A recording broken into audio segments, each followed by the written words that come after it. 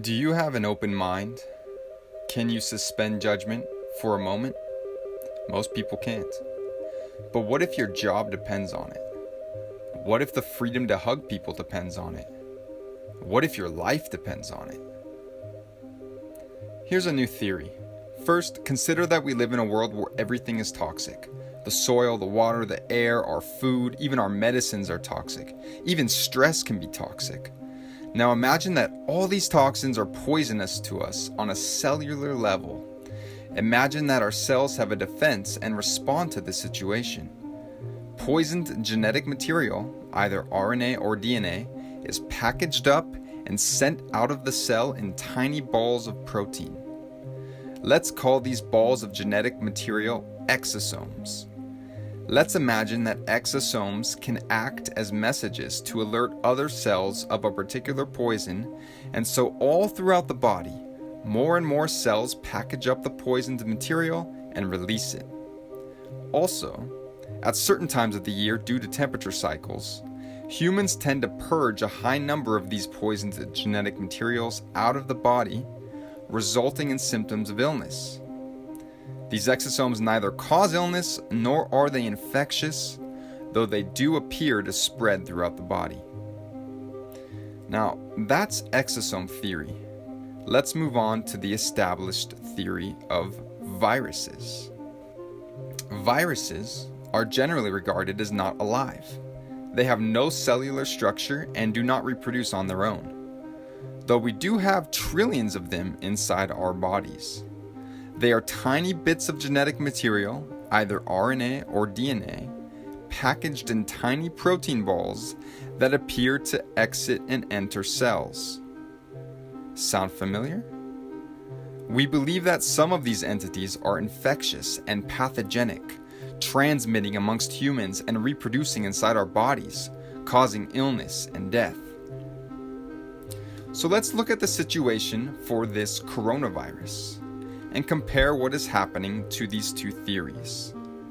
Let's first consider the origin story of the coronavirus. A group of people had a respiratory illness unresolved by antibiotics, so medical officials began looking, of course, for a virus. What they eventually found under the electron microscope were small protein balls being excreted by the cell. Okay, first comparison. This would make sense in both exosome theory and virus theory. Then they searched for and found an RNA fragment that they had not seen before in some of these patients. This would make sense in both exosome theory and virus theory. Now, they did not prove that they could infect somebody or an animal with a purified form of this so-called virus. They simply assumed that this RNA fragment was the cause of the illness they saw in some patients, and they assumed it was contagious. So do you know how the tests work? It's not a binary test, like a pregnancy test. It's called a PCR test, and it involves amplifying genetic material by doubling it in dozens of cycles until you have billions or trillions of the original molecules, and then using those results to determine if you have enough of the identified RNA fragment to be considered positive. Here's the thing. At a certain point of amplification, every single person would test positive. They use an arbitrary cutoff point where they stop doubling the material.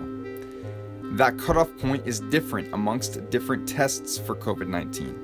In fact, there were 10 different cutoff points amongst 33 tests approved by the FDA. Seems a little strange, right? You might find it interesting that the Nobel Prize-winning inventor of the test did not believe it should be used to diagnose infectious illness.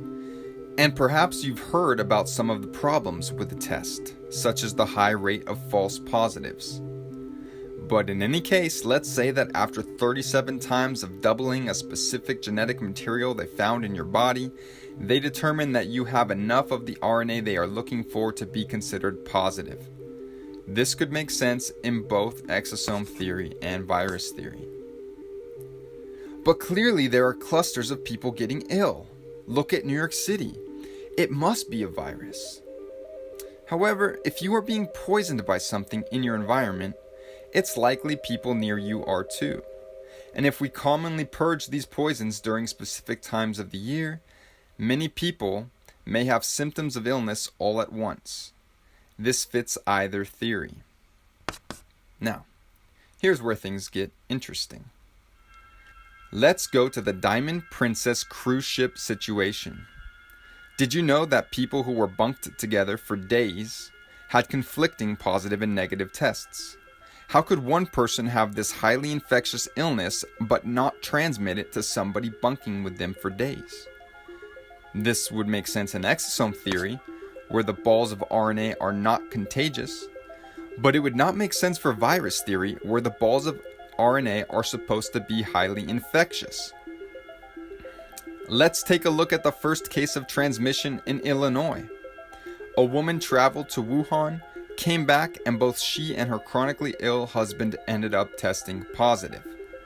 Medical authorities then tracked over 300 people who had had close contact with them to see who acquired the virus. And guess what? 0 positives. This again would make sense in exosome theory, since exosomes are not contagious. But it would not make sense for virus theory, where this is supposed to be an infectious virus. In fact, do you know that there are many documented cases all around the world of patients testing positive for this RNA fragment with no relevant travel history and no known possible contact with somebody who was infected? These were people in the middle of nowhere, early on in this whole crisis, who suddenly were testing positive. This would make sense, again, in exosome theory, where the RNA is being produced as an immune response within our cells. But it would not make sense for virus theory, where you are supposed to have had contact with somebody with the virus. What about the high levels of people testing positive who don't get sick? In fact, 80% of people testing positive are either asymptomatic or have slight cold symptoms. Why? This would make sense in exosome theory, since the RNA fragments are not the cause of the illness. But it would not make sense for virus theory, where this virus is supposed to cause the illness. Things get even stranger. Did you know that some people go from testing positive to testing negative to testing positive again in a matter of days? And that would make sense for exosome theory, where perhaps the cells are simply releasing more or less of these exosomes depending on certain conditions. But it doesn't make sense in virus theory, where you are supposedly infected until you have rid yourself of the virus. So which of these theories seems more likely to you? What if you heard that there are virologists who believe that viruses are actually exosomes? What if I told you that doctors and other scientific experts also believe this? Ultimately, regardless of which theory you believe in at this point, the established infectious virus theory or the emerging theory of exosomes, how confident are you in the PCR test? Are you really interested in having your life hinge on the results you get from this potentially meaningless test? Do you want your loved ones tested? Do you want to be tested?